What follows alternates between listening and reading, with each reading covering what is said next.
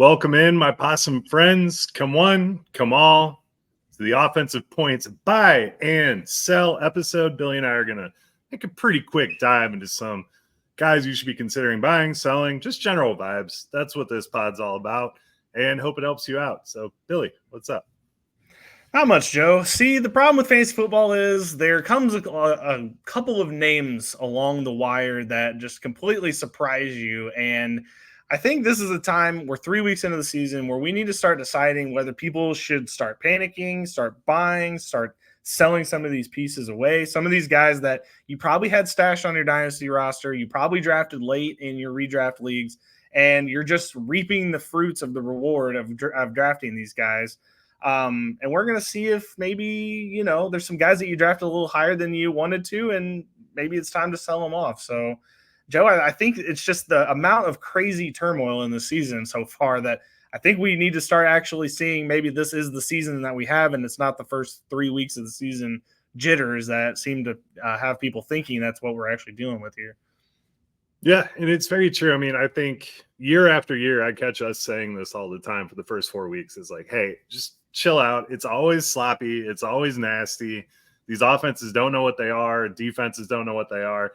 It takes 4 to 5 weeks for everything to get rolling. We're kind of on that line. So this is a really good exercise to do. But just overall, everybody relax. It's fine. The people you drafted are going to be fine. There are going to be bad games that come up.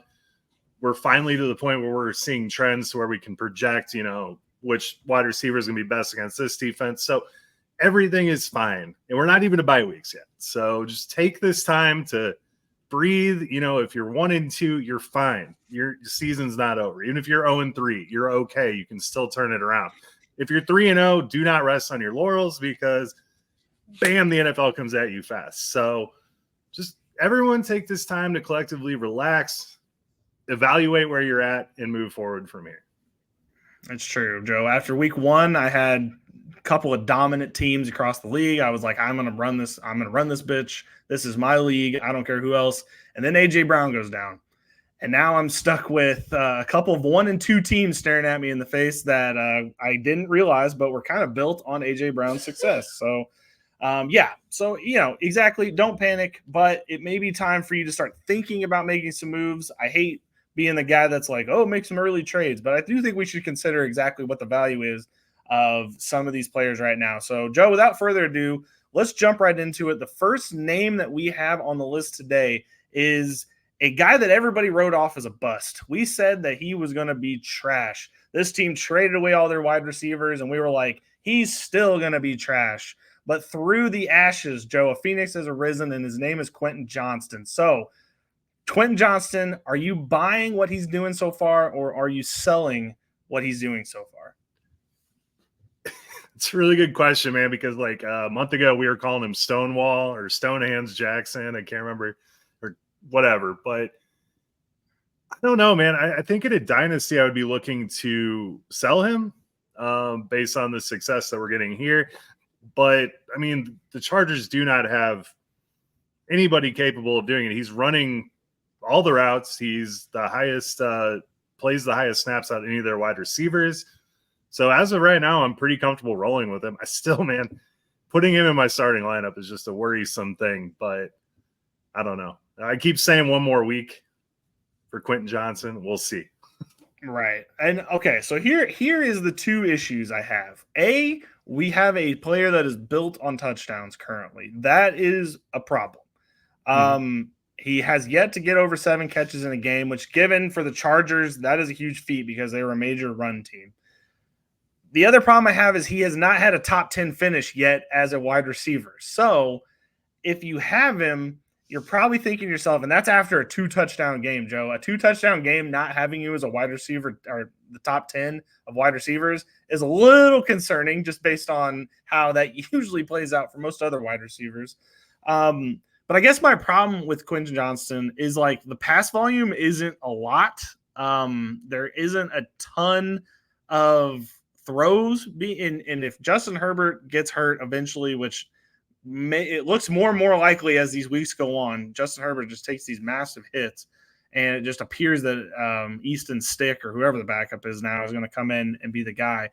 I just don't know if I can trust him yet. So I guess it's a sell, but at the same time, like, I don't know what kind of value you're going to get out of that. I would love to know what the trade calculator would say maybe about that, but I'm guessing he's probably a sell because there's people in your league right now that are probably like, damn, I had him last year. He busted on me. And now I have a chance to get him back on my team. Maybe I should take this opportunity. So I guess in my opinion, a sell, but maybe not. I don't know.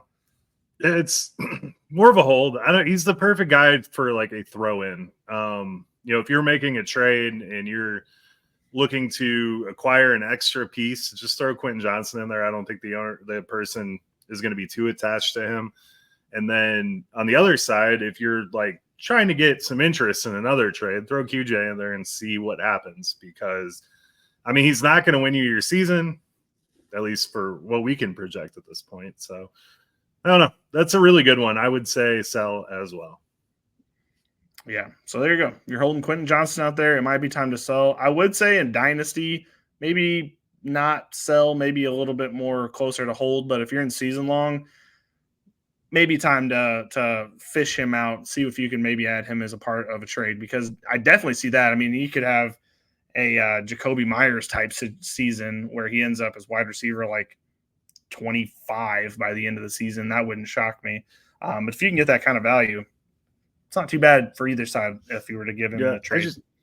I absolutely agree with you. I would just have a really hard time after having him last year. Like, as soon as he showed any signs of life, I didn't have him in any dynasties last year, but any signs of life, I'd be looking to sell. It's kind of like Treylon Burks.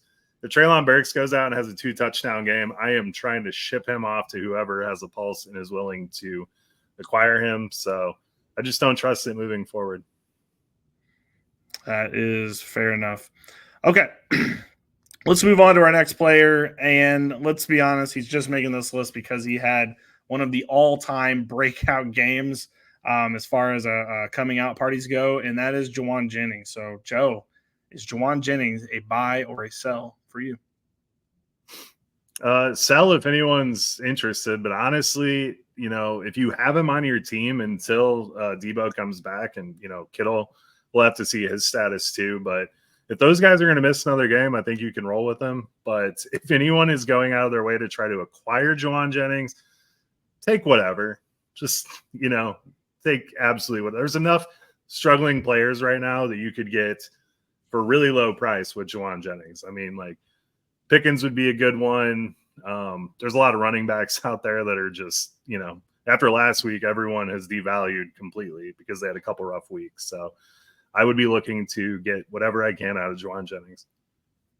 Okay, so sell for you. For me, Dynasty, he's a hold. I think that this, to me, kind of spells the end of Deebo Samuel. Just going to be completely honest with you. I don't think that I think after this season, they're going to realize that they can probably run this offense better if it's Ayuk, if we just have him out goofing off on the side. We got Ricky Parasol, and then we have Jauan Jennings. They have a very good connection, him and Brock Purdy, and then have Christian McCaffrey as the pass catcher. Don't necessarily think they're going to need Deebo, and they can get that money off the books. So for dynasty purposes, I probably would keep him because he's probably going to have a ton of value in the future. However, if you're in redraft leagues, you probably picked him up off of waivers. You're thinking to yourself, holy shit, I have a golden ticket in my hand. Yes, now is the time to trade, especially if you have a Brandon Ayuk owner out there that's like, damn it, I picked the wrong one on this team. Go to that guy, say, hey, I will take whatever your flex player is, probably your RB3, or maybe even a low-end wide receiver. Maybe if they've got somebody hurt, maybe they got Cooper Kupp or somebody that's sitting in IR right now that they wouldn't mind parting with because they need to win now. That's the kind of guy I would go after. But, Jauan Jennings is somebody I would be, just shopping around, just tossing the chum into the water and seeing what bites, because after a performance like that, he is not a hard sell right now. And I think anybody who looks at his stats after last game, knowing that, like, it might have been because Debo was hurt, but the connection looked really, really good. I mean, he was targeted more than everybody on the team. So I think that you should look at that and just take what you can out of it because, he's good right now. And this is a connection we've seen for a long time. I mean, Jauan Jennings was always that first down guy when they had 3rd and long. I feel like Jauan Jennings was always the guy that got the ball. So there's definitely something to that. I was absolutely irate watching that game the other day because good for Brandon Ayuk for getting paid. But if I was a 49ers fan, I would be so pissed about what has transpired. I mean, the guy misses the whole preseason, takes time off. I'm all for players getting paid, but I'd be sitting there looking like, hey, we got Debo, we got Jauan Jennings, the team's kind of in flux right now with the injury to Christian McCaffrey. We need to see what's going on, but I was just like, good on Brandon Ayuk for getting his, and I would be very upset if that was my team because Jauan Jennings looks better than him. Yeah, no, I can't disagree with you there. Brandon Ayuk, as a person who has Brandon Ayuk, took him pretty late, not knowing if he was even going to play the season. Has he even played the season? It would be tough to tell me either way because I haven't been able to see him out there. But the trend. The thing is, Joe, is that I feel like the trend is eventually going to lead to Brandon Ayuk being back in this offense in some meaningful way. But right now we're just kind of riding the hot hand, and it's every hand that is not Brandon Ayuk right now is the hot hand on the San Francisco 49ers. And that team is just weird in general, by the way. Like, they have so many injuries all over the place that, like, they may be the year from hell team, and they just don't know it yet. Because with McCaffrey going to Germany for his Achilles injury, or I forgot his ankle. I can't remember what it was. That concerns the hell out of me because you're not going over there because everything's okay. You're not going over there because we have, they have a doctor over in Germany that we don't have in America. Like, he's going over there because there's an actual issue that they're going to have to figure out. And he may be out way longer than anyone wants to admit, especially the 49ers. I am curious how we got from week one, he could play, to now he might be out like 10 weeks of the season, but whatever. We're just going to brush over that. I guess, Joe, we don't need to dig too deep. We're going to get somebody sent to our house and we're going to be silenced. I don't know. The 49ers mob for sure. I don't know. Jordan Mason's a guy that, I'm in a league where waivers were closed for 3 weeks and it's a 16-team league. There's no one on it. I just spent 100% of my free agent budget on Jordan Mason because there is a chance that Christian McCaffrey does not come back.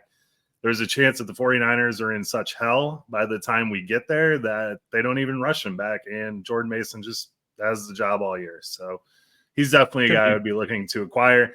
Tell the person like, hey, Christian McCaffrey's coming back. Jordan Mason ain't going to be anything when he comes back, and try to play that card and see if they bite because he would be a really solid addition to your team. That's true. Okay. Well, that's a bonus buy or sell. We didn't have him on the list, but Jordan Mason, go ahead and buy him. All right. On to our last wide receiver that's on the list. That is George Pickens. And I'll take this one because I think he's a buy. I think this offense is getting together. Russell Wilson's still maybe coming back. I don't know how you can take Justin Fields out of there, but eventually we're either going to have one way or the other on that. I think Justin Fields is getting more and more comfortable in this offense every week. We have yet to see an actual big George Pickens game, but I think it's only a matter of time. He did make DJ Moore, into the man he was last season. So I can definitely see them maybe figuring out a connection there, but all things considered, yeah, George Pickens, a big buy right now, and you could probably get him low because that person is probably panicking who has him on their team. Yeah, absolutely panicking. He has out of actual receivers that we would roster in fantasy football, he has the third highest win percentage out of any of them. And the Steelers have ran the ball on 62% of the time. They're really running the football. So now that Justin's getting a little bit more acclimated, I think we see them open the playbook up a little bit more, and I wouldn't be surprised if this week is a big Pickens game. For sure. And I know somebody out there is probably saying, well, you just said QJ, run-heavy team, he's a sell right now. George Pickens, similar situation, and he's a buy. The difference is we've actually seen George Pickens do this before. Like, we've actually seen him be the number one on this team. And we don't necessarily know when Russell Wilson gets back if this is going to be a run-heavy team. Russell Wilson, in my opinion, is a more passing quarterback. So, I think at the very least we could see George Pickens maybe get a boost just because of that. But if they stick with Justin Fields, potentially, a longer runway for him as well. So, I don't know. I think we got to buy him now because I think he is going to get less, or he's going to get more and more expensive as the weeks go on. Yeah, he's had several plays called back with penalties for no reason, other than the Steelers being the Steelers. But if you're comparing Quentin Johnston and George Pickens, just go to YouTube. I'm sure someone has put it together. Just look at George Pickens' highlight reel catches all the time, and you can see the difference between the two wide receivers immediately. So just trust us there. Yeah, for sure. Okay, let's get on to the quarterback we have on that list, and that is a old friend, some would say, Mr. Sam Darnold. Joe, QB4 right now overall. Are you buying the Sam Darnold? I love this story. I mean, he's with the way these quarterbacks are going. I mean, you got Stafford missing Puka and Cup. You've got Anthony Richardson struggling. Sam Darnold's kind of a savior among the quarterback needy at this point. So they have a tough matchup with the Packers. So I would, if you're looking to trade for Sam Darnold and you don't need him because bye weeks aren't here yet, I would wait because I don't think he's going to have a very good game this week. But Sam Darnold's, I mean, if you're in redraft, I'd keep him. I don't know if I'd be buying him, but I would at least want him on my team because that offense is looking pretty sweet. Flores has that defense fired up. So the Vikings are definitely good vibes right now. But if I was in Dynasty, I would be trying to sell. And you can sell. I did it. You can get some good picks. Fair. And to be honest, if you have Sam Darnold on your team, your team probably wasn't great in Dynasty anyway, or you had a good team and he was just a backup that you had, which you may have lucked out and got that as well. That's what happened with Brock Purdy for me last year. I just happened to have him, and he, busted out as being one of the best quarterbacks in the league. I think the most impressive thing, I guess this buy or sell is more, are we buying Sam Darnold or not? Because buying him, you probably had him on your waiver wire like this week. He's probably might still be on waivers in a couple of leagues because people just don't believe it with Sam Darnold. But I think it's time to start, Joe. So the most impressive thing is that he's getting it done with very minimal yardage. I mean, last week he only threw for 181 yards, 4 touchdowns. That was like 40 points, and he was QB9. Last week before, QB4 overall. And I just can't help but see he's doing this very impressively. He's not having to throw for a ton of yards. He's not had 20 completions in a game yet, which is also like, what? How in the world is he doing that? But it turns out, Joe, and this may shock the hell out of you. If you have Justin Jefferson, it really doesn't matter, apparently. And why these other quarterbacks last season, like the Pastronaut, couldn't completely figure this out. Maybe more like detrimental to their career, but like as far as Sam Darnold goes, like this is going to get him a big contract somewhere after this season. Maybe even Minnesota, like they have JJ there. Who better to learn from than Sam Darnold, who was a top pick? Yeah, I mean, he's definitely been through adversity. He could definitely teach JJ some good stuff. I think this shows you how valuable Aaron Jones is to this offense.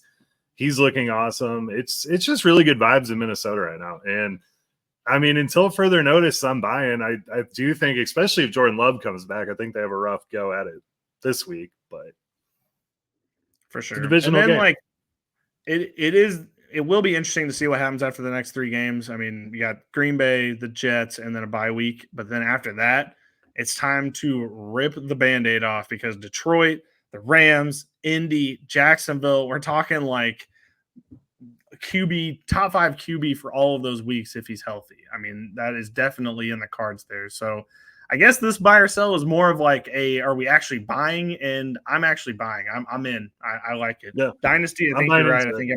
I think it might be time to sell. But as far as redraft goes, go ahead, buy you some Sam Darnold. Especially if he gets Hawk back. I mean, if Hawkinson's back and healthy, I mean, Jordan Addison's been beat up too. Yeah, this team could be ferocious. He's doing it with Jalen Nailor, Joe. Jalen Nailor. Like, that's crazy. But, yeah, alas, there we go. All right, on to the first running back we have on the list, and that is Rhamondre Stevenson. Joe, are you buying Rhamondre? Yes. He was a top 10 running back the first 2 weeks of the season. The Jets game on, again, Thursday Night Football sucks. I don't know if I need to remind people that, but he ran into a very stout Jets defensive front. Jacoby Brissett was getting lit up. Rhamondre Stevenson put up a real shitter of a game, and now everyone just assumes he's toast and completely gone. I mean, I'm in a guillotine league, and I picked him up for 30 free agent dollars, and the next highest bid was 5, and no one else bid on it. So I'm like, it's crazy. It is insane the overreaction we're getting this year on pretty much everything. So yes, Rhamondre Stevenson, brighter days ahead. He's going to be the point of this offense that they go to. We saw Demario Douglas do a little bit. You know, Jalen Polk hasn't bounced back. We had a Hunter Henry game. Rhamondre Stevenson is the sole piston that keeps this whole offense running. I mean, I know Antonio Gibson factored in a little bit, but it's Stevenson's show. So go get him. Yeah, I mean, this was a great game script thing. They were down 14-0 before anybody could even figure out what the hell was happening, which is why his snaps were so low this past week. But just his overall schedule, Joe, two of the hardest run defenses he was going to play, he's just played them with the Jets and Seattle. So going forward, I mean, he's got to play the Jets again, so I don't want to brush over that. But after that, there's really no bad or like good defenses that he's going to go against the run. And to assume that they are probably going to throw in Drake May too at some point here coming up. What's a rookie love to lean on their run game, which is what the Patriots want to do. Yeah, this is a no-brainer. Go buy him like now. Go buy him now. San Francisco is terrible against the run. This is a perfect time to get in there. San Francisco is good against the run, mind you, but their team is so beat up that they're actually bad against the run because of the injuries. So, yeah, go grab him now. Hurry. Yes, you have 4 days, 3 days, whatever it is. Go. Yes, 4 days, because I guarantee this weekend he's going to score a touchdown. He's going to have like 80 yards. He's going to have another 16-point game. And people are going to be like, well, damn it, my window closed. And yeah, it did. You should have bought him when you could. Yeah, capitalized on the week 3 freak out because it's a real thing. For sure. I bet somebody's shopping Rhamondre right now. They may not be saying it out loud, but they're thinking about it. And you need to be striking while the iron's hot. Okay, on to the next player on the list, running back Travis Etienne. Joe, are you buying any Jaguar right now, much less Travis Etienne? Yeah, I still believe in the Jags. I know it's been god awful. I think they just ran into a Bills team that, you know, I don't even know what you want to say the Bills are doing right now, but I was completely wrong on the Bills this year. And it's very impressive to watch. But you have Etienne sitting here. He's not doing great. He's getting you 10, 12 points a game. That's about it. People are panicking because he was their second-round pick this year.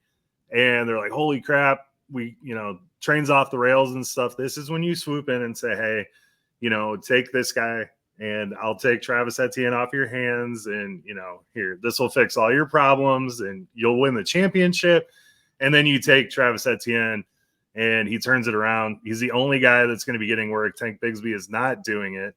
So grab the current RB22 because he's going to finish as a current or at the end of the year at the RB 10, 12 in that area there. Jacksonville's got to turn this around. I think Peterson gets fired, and then you see that post-firing pickup of the offense, and it'll be exciting to watch. All right, Joe, let's play a name game very quickly because I kind of agree with what you're saying, but let's just go with a couple of running backs, and we'll play them against Travis Etienne. Josh Jacobs.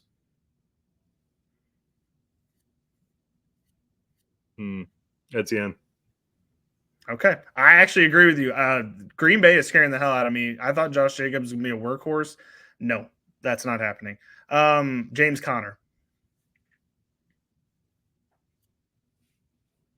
Etienne. I agree with you as well there. 2 for 2. Ken Walker. Oh, definitely Etienne. I think I agree with you there too, which sucks. But, I mean, I just think that's where we're at right now. And then the last one, David Montgomery. Ooh. Etienne. That one I found a little bit different, but at the same time, like Etienne's not really going against anybody. They are using Bigsby a little bit, but it's kind of like not that much. Whereas Montgomery's in a true 50-50, riding the hot hands situation where there's always a rogue Craig Reynolds out there just ready to swoop in at any time.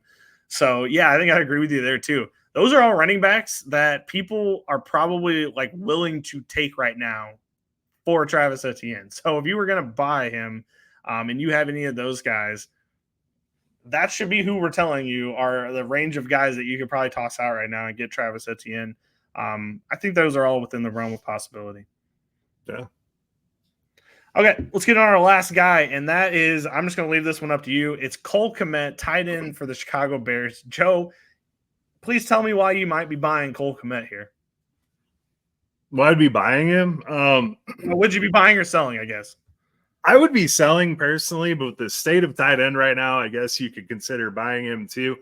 The coolest thing that came out of that game was the fact that Caleb and Kmet showed some chemistry. They grew together as a young team should, and they meshed really well. Now, we saw Gerald Everett start out this year basically as a starting tight end. He is now playing like 30% of the snaps. So Cole Kmet's the guy, and he has the chemistry with Caleb Williams. So with the state of tight end right now, you could absolutely be acquiring him. But we have to remember that Caleb is not going to throw the ball 52 times in a game.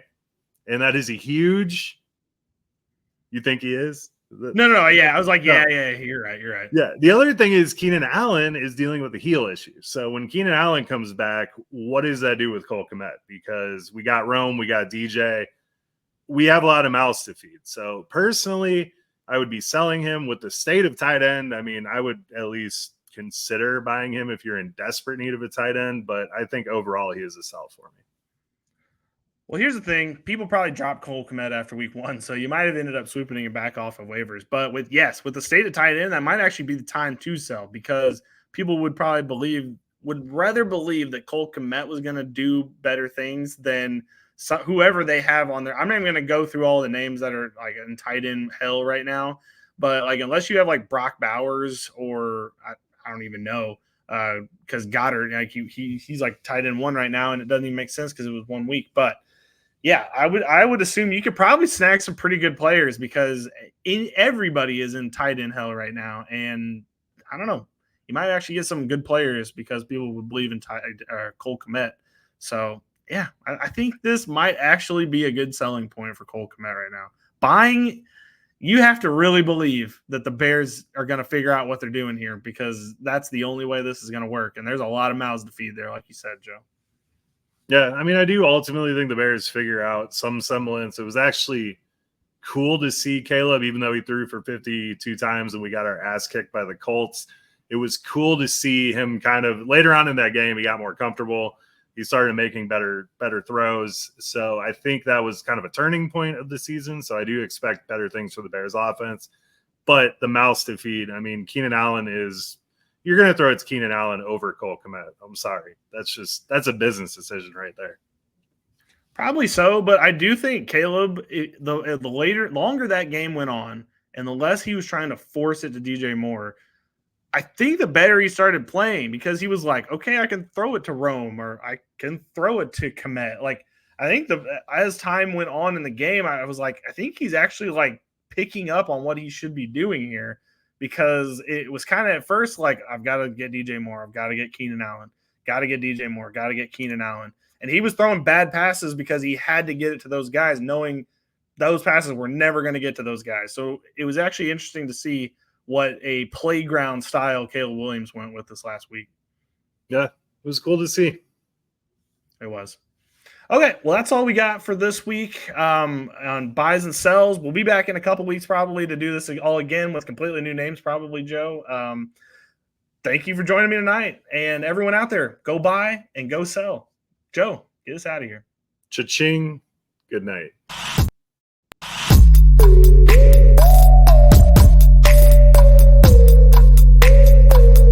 Thank you for watching the IDP Plus YouTube network. If you enjoyed this video, give it a thumbs up and don't forget to subscribe to our channel. Be sure to tap the bell icon to get notified whenever we upload new content.